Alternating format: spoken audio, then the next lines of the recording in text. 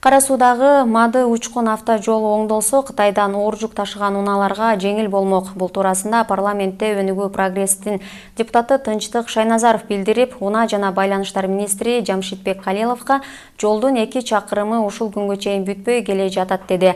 Эл өкүлүнүн айтуусунда Мады айыл өкмөтүндө 2 айылды бириктирген бул жолдун 2 чакырымы оңдолсо миңдеген кыргызстандык жөнөкөй жарандарга жана ишкерлерге жеңил болот. Мүмкүнчүлүк болсо, себеби ал жерде поток чоң да.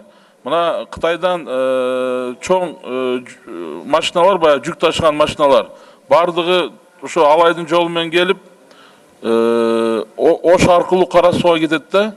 Эгерде мисалы ошол жол менен каттап калса, бул жактагы жолго кичине бир аз болсо дагы разгрузка болот.